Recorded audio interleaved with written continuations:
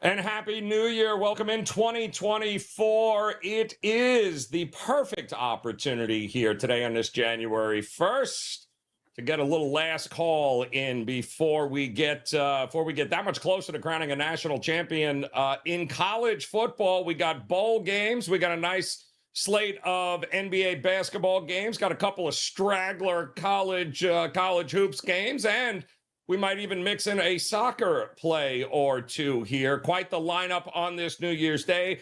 Hope it was a profitable 2023. If not, don't worry. We got a whole year ahead of us, and it's going to start here today. And the lineup, no better way to start it off than with the pen. Mr. Ralph Michaels ready to go here today. If you are new to us here at WagerTalk TV and the first time you're checking out Last Call, it's all about you having the opportunity to drop a couple of questions in there if you have about any of the upcoming games here today or this week, or if you have any opinions that you'd like to get from these guys, drop them into the chat room. If you're joining us live, if you're watching us on replay, we do this show each and every Saturday at 11 a.m. as well. So, Ralph, welcome in. Happy New Year here, my friend. A lot going on this January 1st, and we're going to start, why not, with one of these college football semifinal games here, and the one that a lot of people seem to be flipping a coin over with Michigan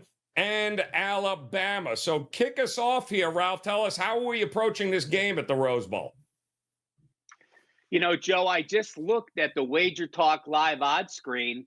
Alabama actually has 76% of the tickets and 80% of the money, but we've seen the line for Michigan climb to 2 and even popping a 2.5. But to me, this is just a simple eye test. You watch college football all year, and there's times that you just have to believe your eyes. And this is one of these games. I do a weekly Alabama radio show every Wednesday morning, and we break down what Bama did and what we expect them to do. And I don't think any unit improved more throughout the season than the Alabama O-line with Jalen Milroe from what we saw in that Texas game against USF and against Ole Miss in the first month of the season relative to how we finished. We look at Michigan, and yes, Michigan undefeated. They have incredible defense. But let me show you why college football are misleading. Michigan has allowed only 240 yards per game this year. Texas has allowed 313 yards per game. So that's 63, make it 73 yards per game more. But in my rankings, I actually have Alabama as the better defense. Alabama played the number 1 schedule this year. Michigan played the number 50 schedule. Michigan played 7 offenses that rank 100 or higher. The Big Ten offenses were absolutely pathetic this year.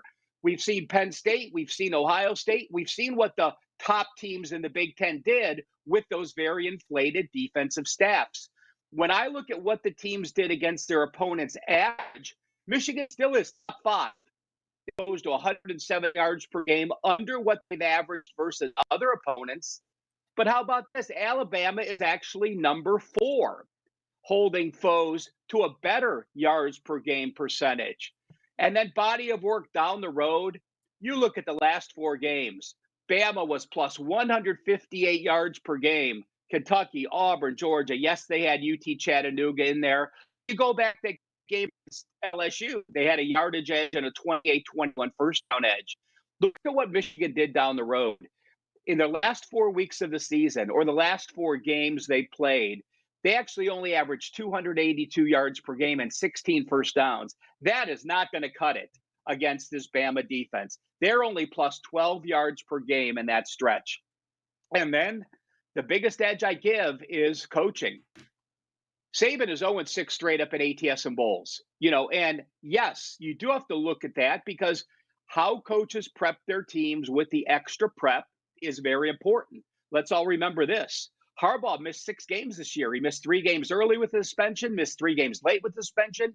And Alabama, again, they're undefeated in this round in the playoffs, their last 6 games.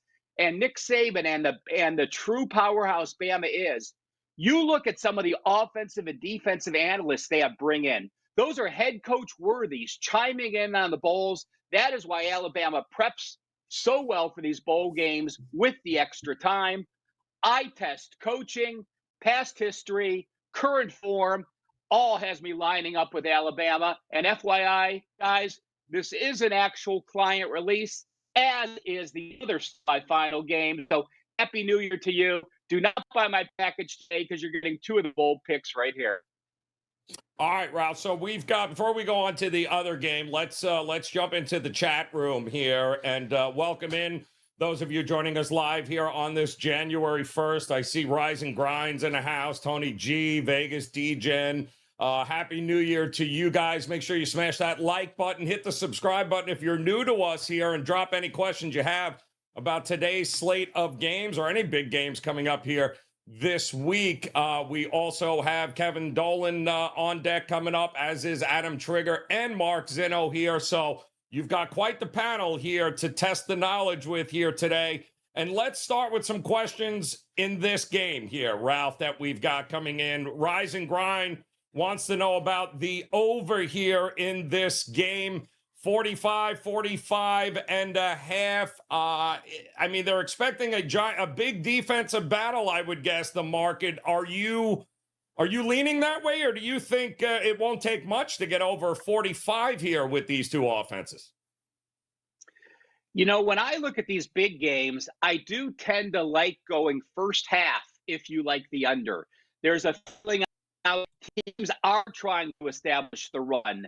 You're not going to try your trick plays until you get down. This is do or die in the second half. You may get desperate. You may see a few more turnovers. So, again, not always, but in this type of body of work with this big of a game, I have no real opinion on the over-under. Again, I am on Bama. I do like them. I'll play out the total. But in my head, if I did like the under, I would lean under first quarter or under first half in the situation. Yeah, I mean, Michigan averaged 36 and a half points a game there. So I'd be kind of hard-pressed not to think that even if they get 20 points here, we're not flying over somewhere in this ballpark here. All right, we've got a couple of other questions coming in here, Ralph, especially, let's see what we got.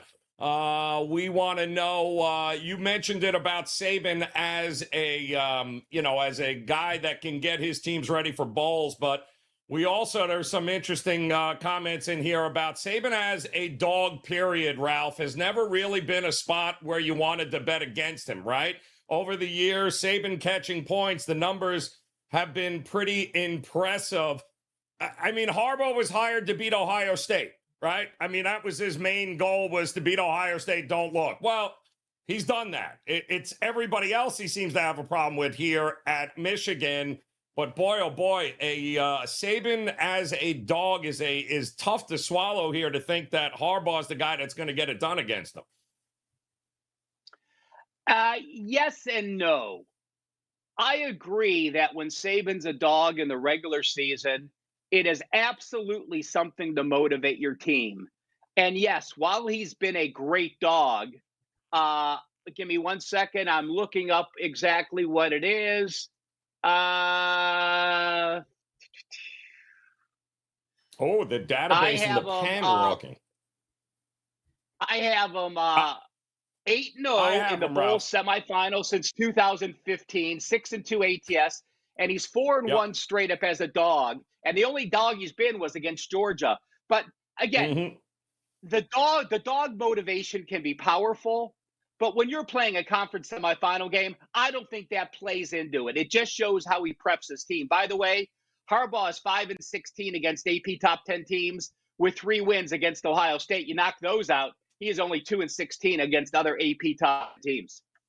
There you go. A lot of different ways to be able to skin that cat. That is for sure here. All right, we got a second game coming up here tonight with a team that doesn't seem to be getting any respect on any level this year, and that is Washington getting ready to take on Texas here. We watched Washington as a dog against Oregon State. We watched them as a dog against Oregon for a second time. Nobody seems to believe that this team can get it done, and yet they continue to get it done here, Ralph. They'll have their hands full with Texas. Break this game down for us. How are you leaning this way? Well, I lean Texas, but I did use a client release on the over. And to me, it's just matchups. Again, I've talked about what teams average against their opponents. And to me, that is a far more important stat versus because of the different strengths of schedules. You look at Washington's offense. We know they're an elite offense. We know they're averaging 469 yards per game, but they still are top 10, averaging 97 yards per game more than their opponents apply. Their defense is number 54. When I look at Texas, Alabama and Texas, to me, are the two teams that finish stronger than anyone in college football, and they are very deserving to be here. Now, you want to talk about having one elite lineman on your team. Well, Texas has two. Pro Football Focus, who is widely respected, when they ranked the defensive tackles in the 130 FBS teams, they ranked the Texas DTs number 1 and number 2 in the country. So if you want to run the ball against Texas, hell, you better worry about it because you're going to struggle. Well, guess what? Washington's not going to run the ball. They've averaged 125 yards per game, and a couple of those, all of those really came because of the 316 yards they rushed at USC. You take that game out, they're under 100 yards per game, and they're under 4 yards per carry. So you're going to throw the ball. Well, the Texas defense is, the secondary is not their strength. When I look at Texas, again, you talk dynamic. Remember, Quinn Ewers missed a few games, a 21-6 ratio, and down the stretch, 478 against Kansas State, 482 against TCU, 404 at Iowa State, 528 against Texas Tech, and 662 against Oklahoma State. Powerful numbers. Tech 30 points or more in 11 of their 13 games, 35 points or more 6 times. The offense is averaging 36.2 yards per game. Their games are totaling over 60 yards. Now, yes, this number is a little higher, but again, when I also break down plays per game, very important to know pace of play. These two teams have combined for over 140 plays per game against winning FBS teams and away and neutral games. Those are both top 8 among the 40 bowl games this year. So pace of play is great. And then we look at the offensive line. Neither team gives up sacks. Washington is horrible at getting sacks, so they don't get any pressure. So Texas will be able to run the ball and pass the ball. Washington will be able to pass the ball.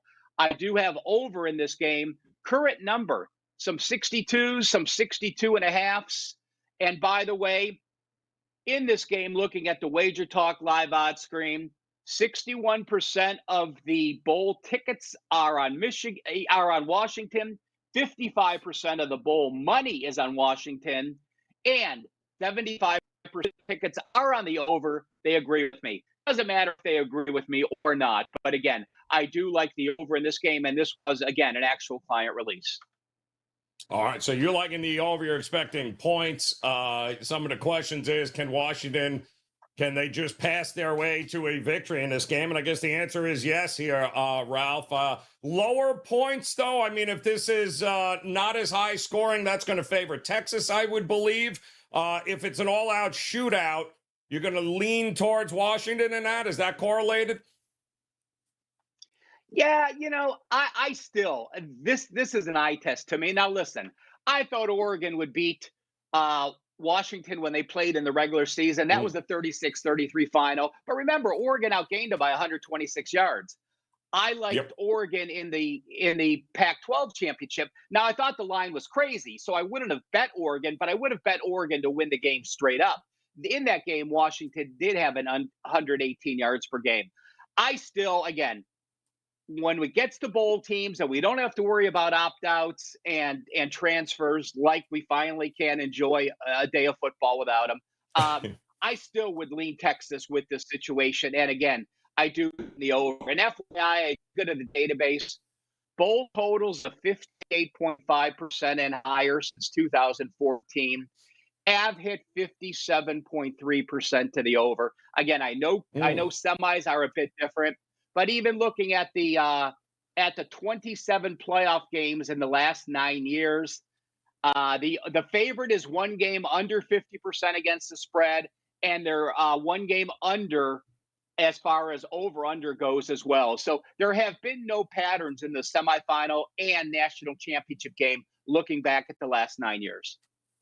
All right, Ralph. Great stuff. As always, make sure you guys are following Ralph, not only on Twitter, but on Instagram. And don't forget, it's a new year and a new us here, Ralph. Opportunity to partner up with you for a month now. And you get an extra 7 days. So 37 days of all access all week long, the opportunity to partner up, and a very special day tomorrow, Ralph, too, with customer appreciation. A hell of a way to kick off the month, I believe, because if I'm not mistaken, everyone at WagerTalk is going to have themselves a $2 package available to partner up with tomorrow as well. Is that correct? You know, it was our way of Happy New Year. It was our way of saying thank you to all the customers that have been with us this few years. And if you have never tried WagerTalk, I'll tell you what, we get so many new customers for our $2 Tuesday, which is traditionally one capper loading one play for $2. Well, we started this a few months ago. Every capper at WagerTalk and Sports Memo is able to load a package for just $2. Those will start loading up tonight, and they'll be there all day Tuesday. You could buy one, you could buy two, you could buy three, you could buy five. If you ever want to see how a capper writes up a game, the way he handicaps and breaks down situations, it's a great way to try out and start the new year off on a winning note. So thank you. No coupon needed, no codes. Just go to WagerTalk or Sports Memo starting tonight or Tuesday morning, and you will see the entire board loaded with $2 selections. There you go. All right, Ralph, great stuff there. Happy New Year. We'll see you, of course, throughout the week here on WagerTalk TV. If you're just joining us, go ahead, smash that like button, hit the subscribe button. If you're joining the broadcast live here today, it is Last Call, a special January 1st, a New Year's Day edition here. Opportunities for those of you joining us live here to drop any questions you have for the guys coming up here. Kevin Dolan going to be stepping up, as is Adam Trigger and Mark Zinno. So an opportunity here to pick their brains, get any last-minute questions that you'd like answered about the slate of games here today. And there are plenty, not just in bowl games, but we've got plenty of NBA, and we've got actually some pretty big soccer matches coming up this week, and nobody knows it better than Mr. Kevin Dolan stepping up and in for us here. Kev, Happy New Year, my man. I know you've got, whether it be NBA action coming up, we're going to talk about the late game on the slate for us here with Miami and the Clippers coming up tonight.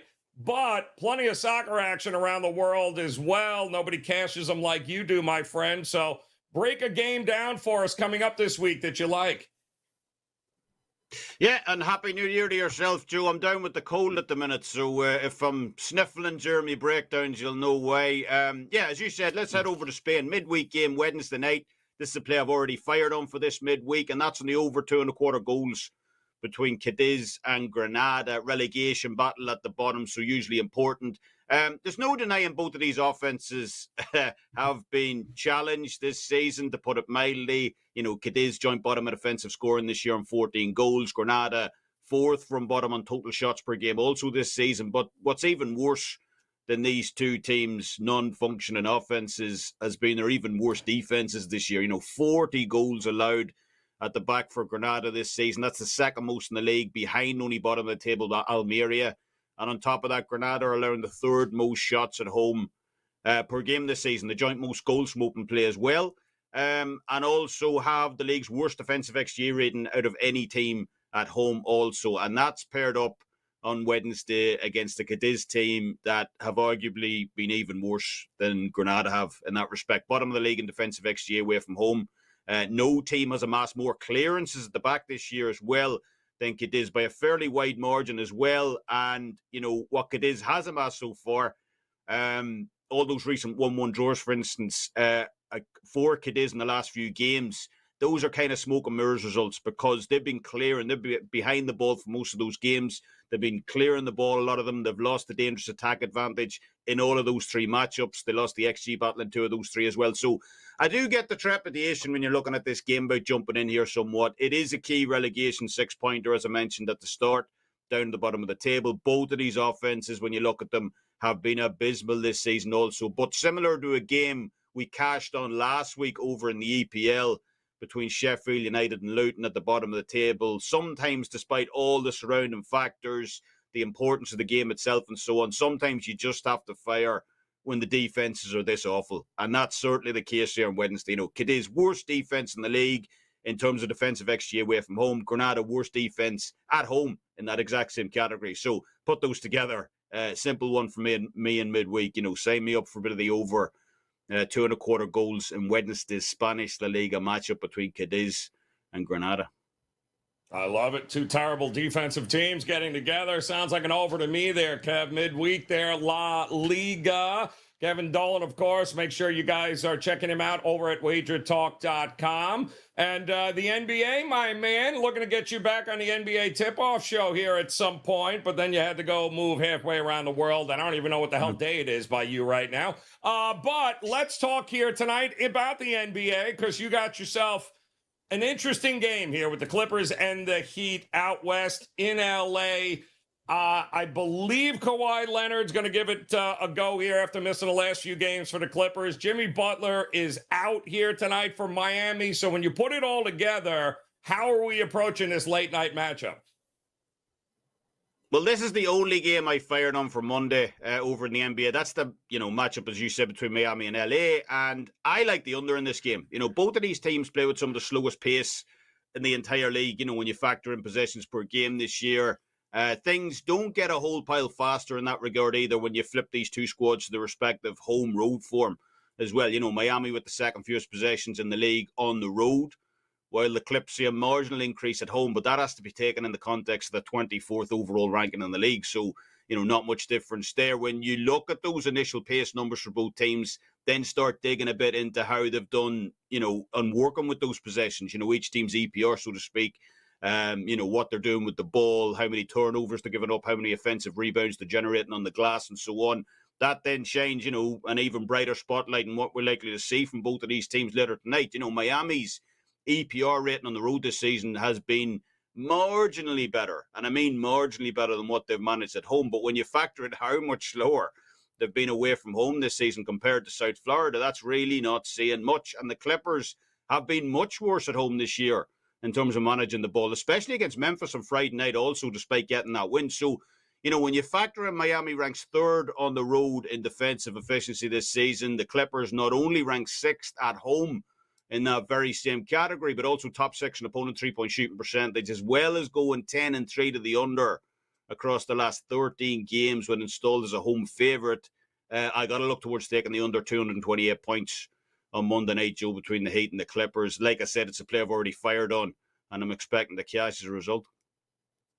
You love it. All right, market is agreeing with you, too. Starting to see 227 and a half starting to pop up here. So the under tonight with the Clippers and the Miami Heat get ready to go. Kev, what do you got up over at Wager Talk, locked and loaded for us? Well, as Ralph said, we'll get that $2 play up for tomorrow in the NBA. NBA, look, continues to be great. You know, number one in the NBA since 2018. It's like 5 straight seasons of profit.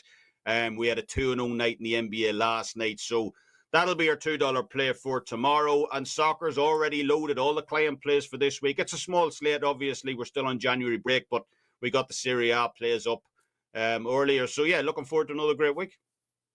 Yep. All right. Going to be good stuff here, Kev. We appreciate it as always. Feel better, my man. Good luck with those plays here. Cash those tickets, and we'll talk to you again during the week. And a happy New Year's to you, those that are joining us here. New Year's Day. Plenty going on. Still, 2 very important guys we're going to be talking to coming up here. Adam Trigger as well as Mark Zinno, as they will be breaking down a couple of these, their best bets here in these bowl games coming up, so you're not going to want to miss that. Also, don't forget, smash that like button. Those of you joining us in the chat room, and I know we had a question about that Miami Clipper game. about the 7 points, big dog. Just make sure you know who the hell's playing. Kawhi's missed the last 4. They said he's been trending in the right direction, but no Jimmy Butler here tonight. And without Kawhi, I don't want to be laying 7. So just make sure you know who's in that lineup here today before you jump either way in that game. And of course, that's at 10:30. That is the late night game there. All right, we got a bunch of questions coming in here on these bowl game matchups here, and we're going to get to them. Tennessee and Iowa. Of course, some question marks still about Bama and Michigan, as well as Texas taking on Washington. So we'll get to all of those as we welcome in the man, Adam Trigger, in the house, ready to roll here today on a New Year's Day. Happy New Year's, Adam. Can't believe it is 2024, Trig. I have absolutely no idea what the hell happened to 2023, but I do know of all the games on the board here today in college football, your pick of going over Oregon Liberty surprises me the least here, my man. The, without a doubt, biggest number on the board. And you're going to break it down for us, man. Tell us which way we're looking here with Liberty taking on Oregon today. Yeah, Joe. Well, first of all, Happy New Year. Second, listen, so Liberty was the side I always kind of had targeted for this game, just because what we've seen in the past, right? This is like your group of 5 top team. They're getting to play in the Fiesta Bowl. You have to, always like the motivation for a team like Liberty in a game like this. And as I've watched the bowl games, I've realized that motivation it across the board is very low, right? Like when we're talking about, it's been apparent throughout bowl season that these are very much exhibition games. You would think that teams would care more about these, but they just don't. Like this is exhibition football across the board. The teams, just that the players just don't care as much. I think that's with like NIL and teams, players moving around and stuff. So in my opinion, a motivation spot like this for Liberty has to be bumped more when you start to evaluate like power ratings of teams as it pertains to bowl games. Liberty, they're going to have their entire roster available for this, but more importantly, I mean, this might as well be a college football playoff game for Liberty, right? Like, because they went undefeated. This was always like the best they could do. Getting into the bowl game on New Year's Day to play a team like Oregon. So I'm not at all worried about the motivation for the Liberty side. On the other side, like I've been hearing, kind of quotes in the media. Okay, well, Oregon, they want to, their only 2 losses are to Washington, 2 3-point losses to Washington. They're going to want to show they belong in the college football playoff. Joe, no, they're not. They don't care. Like this game means nothing to Oregon. I really believe that. It'd be nice. I'm sure they'd like to win the game, but at the same time, it's still an exhibition game.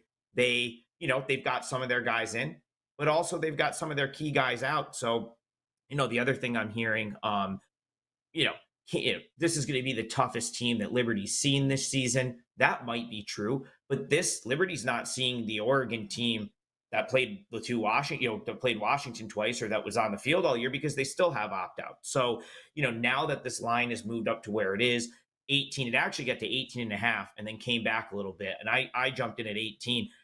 I just think I'm going off based on what I've seen in the bowl so far. And what I've seen in the bowl so far is that, like, with the exception of the Georgia just slaughtering Florida State, teams like this have kind of been overvalued, right? Like this, it feels a lot to me like Ohio State, Missouri, where it's like, okay, Ohio State's got enough of their team where they're just going to go in and destroy Missouri. And that wasn't at all the case. And I don't think it's going to be the case here.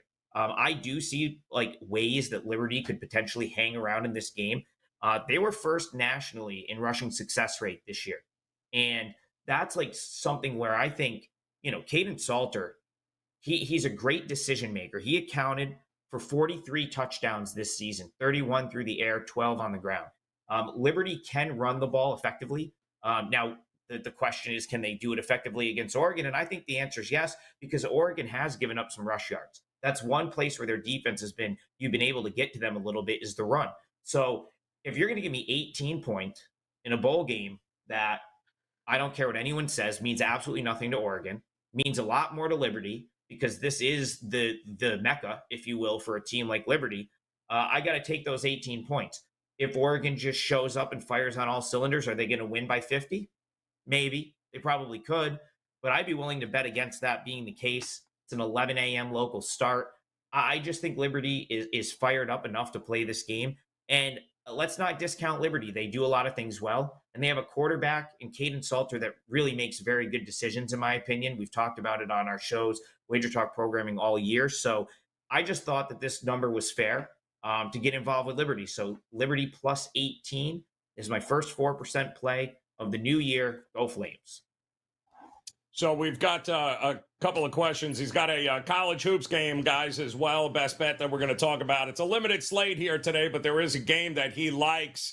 I also want to send a shout out here in the chat. Unfortunately, I have been there. I believe Chosen Juan is kind of upset here. Apparently, he just got robbed of a minus 250 ticket with you wearing a Syracuse hoodie on the show here today. Unfortunately, you did not wear the Syracuse hoodie, so you screwed him over on that. But I think in the future, Chosen One, just remember, okay, if Syracuse ain't playing, there's chances are he's not going to be wearing that Syracuse jersey. He will be wearing the attire of something close to what he might be betting in the near future. So don't worry about that. Also, we've got another one. Chosen One wants to know with Trig here about, are there any teams out there that I could hop on in a nice college basketball future play? A couple of upsets over the past week. Arizona getting smacked last night was pretty interesting too, but still a long way to go here, Trig. Has anybody caught your attention in the futures market in college hoops yet?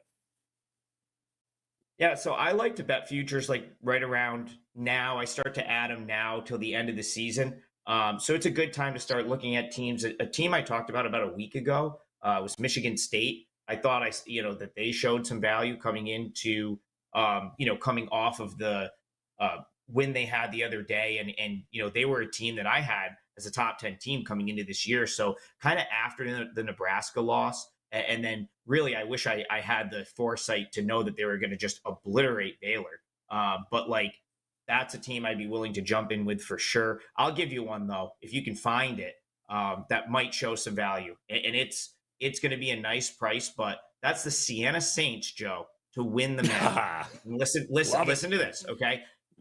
Siena is one of the worst teams in basketball, in college basketball right now, based on a lot of the metrics. But Michael Ellie went down in the first game of the season, and he played through an ankle injury pretty much all the way to the St. Bonaventure game. Okay, that was a couple weeks ago. He's looking like he's fine.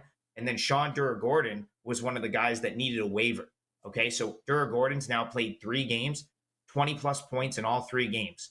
And you put a guy like that on a MAC team, and then you get a guy like Michael Ellie, who was like preseason MAC player of the year. A lot of people thought that he was the best player in the MAC. He certainly sort of looks like the most sort of like pro caliber player in the MAC, or at least one of them. You put those 2 guys on any MAC roster, and you look at what the MAC has done this year, where like Taj Tavesky might be out for the season with Canisius. Fairfield has had guys not play yet this year. Iona looks beatable, right? Like they lost to Marist, a couple weeks ago in a MAC opener. The conference, all 11 teams really. I mean, there's some bad teams in that conference, but man, the conference is very, very much wide open. And Siena is suddenly priced as like a bottom option. Remember, this is a team. These guys played MAC games already, so they've got a win over Rider that could actually help them later in the year. They're 1-1 in MAC play. They lost to Mount St. Mary's, but man, if you can find, and you'll be able to find it. Sites will have this. It's going to be to win the MAC regular season. A lot of the sites are going to have it. Obviously, if you're in New York, you won't be able to find it. But look on your globals and your locals; they'll have it. Siena to win the MAC is a great bet at the current number. I love it. Absolutely love it. Now, buy low, people, on Siena right now, because they have looked like ass so far this season here. But yes, they can absolutely turn it around. It's a long season. All right, so we've got college football. We'll have more college football coming up with Mark Zinno. And if you guys have any questions, we'll get to Tennessee and Iowa too. That big game. A lot of questions as far as Do we think there's going to be points in that game? Yes or no? It's an Iowa game, so I wouldn't expect a whole lot of points. But in the meantime, we do have the Hampton Pirates taking on the Drexel Dragons here, Trig. And interesting game here. I know you were on Hampton here, I believe, a couple of times early on so far here. But on their way to Drexel to take on the Dragons, how you looking at this one? Yeah, so I apologize for disappointing that I didn't roll up in my Syracuse gear, but I got this great polo when I was down at the Hampton game a couple weeks ago. I went down to Virginia with my buddy AK. We went over to see Hampton play James Madison, and I'd actually go against them here. So I actually have a pretty strong opinion on this game, Joe. It's just the odds makers did their job, and they put a huge number up for Drexel, which is correct, by the way. I didn't decide to lay the 13.5 as a client play because, again, it is a very big number. But this has actually gotten bet down from where it opened. Like, and it's all, it looks like the betting public has like kind of like hopped on Hampton here. I'm not quite sure why. But this profiles as a game that they probably lose by like 20 plus. Drexel, I think they're getting undervalued from their last game against Bryant. So listen, Drexel challenged themselves in non-conference. This is a team that played LaSalle. They played Temple. They played Villanova, Princeton, West Virginia, Bryant. Like, they played a good non-conference slate, quite a few road games. I think they were just tired. Like, this is a really good defensive Drexel Dragons team. They gave up 104 points to Bryant. That tells me that that was a total like lack of focus spot. The game was on December 22nd, Joe. So you know that they probably had some holiday days off planned in there. Mm-hmm. They probably knew they were going home for about a week. And I just think that was a total just weren't ready to play spot. And Bryant's a team that can fill it up. That team can score. They have a lot of good shooters. And I just think they got overwhelmed by Bryant shot making in that game. But this is a conference game. A lot of people don't realize that. Hampton's in the Colonial Athletic Association. This is their second year in the conference. And so the conference play starts today. And I fully expect Drexel to be focused for this game. They've had over a week off, right? So, they probably came back a day or two after Christmas, and it's been back to business, for a team that, again, they have a very good defensive track record going back to like last season and under Spiker.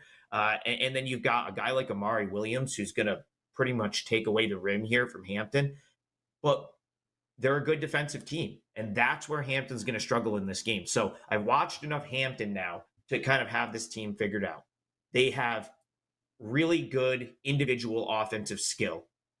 Jerry Dang is a freshman that like comes to mind as a guy that probably ends up at a different school at some point throughout his college career because his offensive game is something that probably looks more like something you'd see in a power conference. But he plays no defense. And when I mean no defense, like none whatsoever.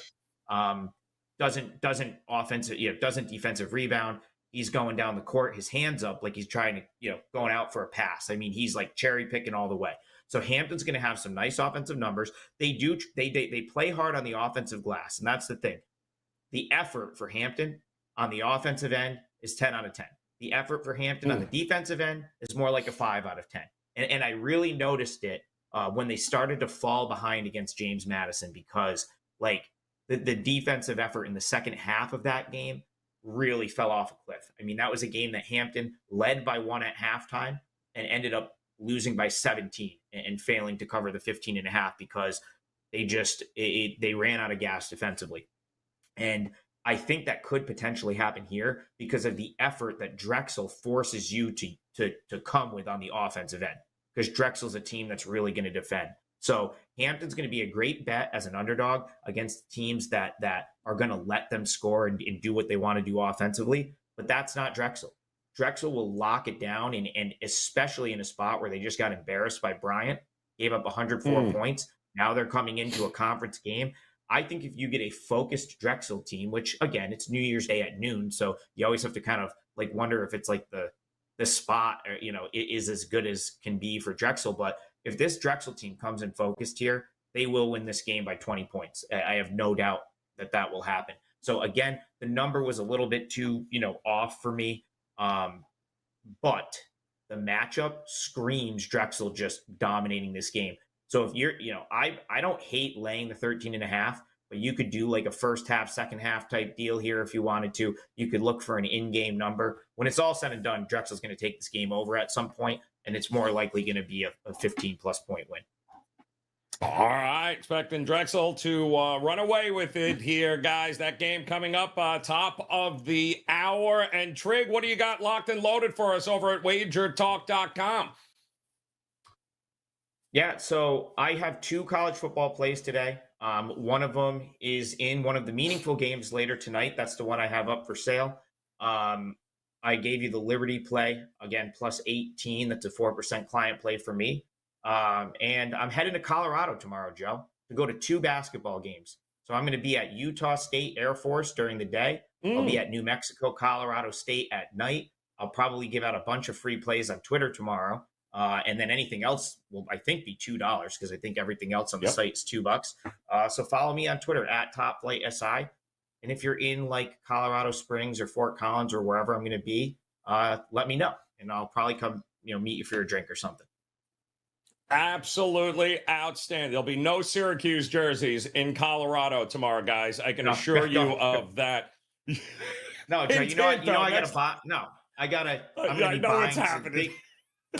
Buying new gear all day long. Can't wait. All day long. Here's a hint, Chosen One. Next time Trig's on the show, bet it's going to be the Colorado Air Force. Colorado State is going to be a little something for everybody. Trust me on that one. All right, Trig, safe travels, man. Good luck here today. We certainly appreciate it, man. Happy New Year. And we've got a couple more best bets here we're going to talk about with our good friend Mark Zinno, ready to roll here, Zin. And Happy New Year to you, brother. Always a pleasure here. And we've got some unfinished business in college football that has got to get handled. And I believe you are approaching one of these semifinal games a little bit differently. And I love the angle you're taking here. So why don't we start with that here? Tell us, I believe Washington and Texas is the game you're focusing on. How are you approaching this big battle coming up today? Well, Joe, Happy New Year. Great to be with you as always, and Happy New Year to everybody out there. I don't know if you could call this a contrarian play or not, but it's kind of what Ralph Michaels had talked about earlier when you cut the game in half, especially when it comes to a total here, and look at the game from a perspective of these two teams, for as much offense as they've put up all season long, for as much as they are move, score. I like a first half under between these two teams, and I'm not sure we're giving enough credit to the defenses for both of these teams, particularly the Texas Longhorns, who have a top 5 run defense in the country, which I think will be significant because it'll put Washington and Michael Penix in 3rd and long situations early and often. Now, the Longhorns are 94th in the country in passing yards allowed, which isn't great. But what I think the thing that's going to save the Longhorns defensively here is their +9 turnover differential, and I think they're going to be able to get a turnover early in this game. When you add in the fact that the Longhorns are also top 10 in red zone scores allowed this season, it's a good chance that they will prevent Washington from scoring 7 and hold them to 3. And I think that's significant. Now, on the flip side, the Huskies defense does leave a little bit to be desired. But remember, Joe, this is a defense that played a lot of the best passing offenses in the country, the Pac-12. They faced Oregon twice, Arizona, USC, Washington State. So some of those numbers might be a little bit skewed here. But the other part of this that I think plays in Washington's favor here is Steve Sarkisian as the head coach, who I've seen several times, both in the collegiate and NFL level, sort of, I don't want to say the word choke, but he gets conservative in these spots. And it's like Ralph Michaels talked about earlier, that this is a spot here where both of these coaches, I think, will feel each other out early. I think that they will look to try and see what the other offense is going to do. The risk reward of trying to do something big early isn't worth it to get yourself in a hole that you have to dig out of early on in the game. So I think the offenses check each other a little bit early on here. And with a big number at 63.5 for the game, you're going to get 31.5. I mean, 17-14 gets us home here at halftime, Joe, and keeps us under. I don't want to bet the whole game under because I do believe in the second half things will open up a little bit more. Let's go first half under 31.5 here between Texas and Washington in the Sugar Bowl. Certainly will give you an opportunity if you feel like it's going that way for a second half bet. If you think it's a little light scoring there in the first half, expect them to make the adjustments. I think both guys pretty good in-game coaching adjustments here. Both guys have been through some wars, so let's see what they've got here. I think it's a great matchup here tonight in college football. We also have, though, I love this game you picked here in the association tonight, too, because, listen, it took them, 28 games to eventually get a win, the Detroit Pistons. Are we talking winning streak here, visiting the Rockets tonight? What are we doing with this one? Well, look, and you know this, and Brian Power here will back me up. We had Pistons money line yesterday. We were too chicken to give it out as a client play, but we all threw a little sprinkle on it. And after what happened to the Pistons in Boston, you kind of felt like the other night was going to be their first win, the way that they played, and the number dictated that. But, well, I don't think I'm ready to bet the Pistons to go on a winning streak here. This is as much as a play on the Pistons as it is a fade of the Houston Rockets. Now, the Rockets have surprised a lot of people this year, Joe, particularly on defense and particularly at home, how good they've been all year long. But this is a spot here where I think we're starting to see Houston fade. I think we're starting to see them come back to reality. And if you look at their last 5 home games, and they're in the middle of this long home game stretch here, they've had their last 3 at home. But for their last 5 home games here, we've seen the opponent score 134, 123, 129, and 131. The one time that they kept their opponent under 100 was Dallas back on December 22nd. So for their last 5 home games, they've allowed the opponent to score and score a lot, and they've gone over in 4 of those last 5 home games here. So I'm looking at the Detroit Pistons to try to keep the momentum going and go over their team total of 108.5, and I think it's actually gone up to 109.5 as this total started to go up a little bit.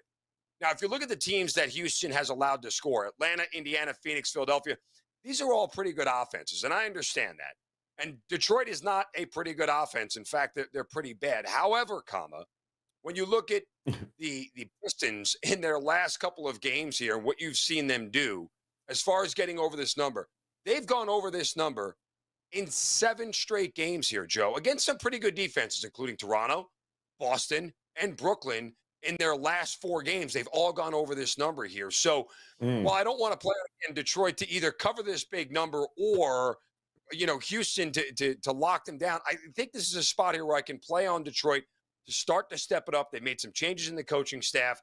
They can't be this bad forever. There is some regression to the mean coming here for the Detroit Pistons. You look at them again, 114, 124, 111, 115, 112, 122, and 129 in their last 7 here. I think they go over this 108.5 here against the Houston Rockets at home as the Rockets start to fade back to reality. All right, liking it here as, the Rockets defense has certainly went MIA here. Yes. So not great there with that. Kudos. Nobody wants to suck as long and as bad as Detroit did. So I'm sure they celebrated, and now they can go back to worrying about ping pong balls. All right, so let's hit the question quick here before you tell everyone what you got going on over at sportsmemo.com. I have a tendency, Vegas DJN says, to want to ruin my holidays with betting. So how are we feeling about the hold your nose and hop on Iowa for today? Well, you better be hopping on Iowa money line, and you might want to hold 2 fingers in your, because it's going to be ugly here, Zin. Are you leaning one way or the other with Iowa, Tennessee? I mean, when I look at Iowa, I would say this. Whenever Iowa's catching points, it's as simple as if they ain't covering early, they ain't covering late. So I just cut this game in half here because chances are once they get behind, they're not going to be able to catch up. So they've got to keep it close for the first half, and I don't want to worry about them keeping it close for a half and then all of a sudden falling apart and trying to hold it together for the last 30 minutes. That's just the way I look at a team like this that can't score. So if they're not covering early, they're not covering late. I would take Iowa in the first half and get the heck out of Dodge after the first 30. Yeah, I got no problem backing him here. I love taking the much better elite defense in a game in a bowl spot like this for a one and done, and that is by far better special teams, better defense, Iowa. It's go big or go home. Keep your 5.5 points. Give me Iowa on the money line, people, to get it done here today, like they usually do. And wait until Josh Heupel's running 7,000 plays and it's 3 and out, and that defense is on the field all day long for Tennessee. That could be a problem here. All right, Zin, what do you got locked and loaded here on a New Year's Day here? Where are the best bets lying for you? Well, we're on a great run with college football. Over 76%, Joe, since mid-November. 6-1-1 in bowl season so far. Got a 5% play up on the site right now in one of the semifinal games. So go check it out over at Sports Memo. Locked and loaded for a big start to the new year here. 5% play up on my page right now. Oh, love it. All right, guys. No reason not to start the new year off on a very profitable note. 5% best bet, locked, loaded, ready to go over on sportsmemo.com for Mark Zinno. Mark, best of luck, my man. Always a pleasure to see you. Happy New Year. We'll see you again throughout the week as the hustle returns, kicks off a new 2024 as well. Much still to come here, and looking forward to what is going to be a big 2024. And again, guys, thank you. Those of you joining us live here on the broadcast, we certainly appreciate you guys. Tyler, Eric, Big Dog, Vegas, DJ, the crew. Always a pleasure. Make sure you guys smash that like button. Hit the subscribe button if you are new to us here at WagerTalk TV, as nobody will have more daily and weekly content when it comes to all the big games, all the big matchups than WagerTalk TV. So become part of the family and hit that subscribe button. And on behalf of Ralph, Adam Trigger, Kevin Dolan, Mark Zinno, guys, Happy New Year. May it be an extremely profitable one for all of us, and we'll do our best here to try and make that happen. So until tomorrow, best of luck with all your plays here today, guys. We'll see you again soon. Good luck.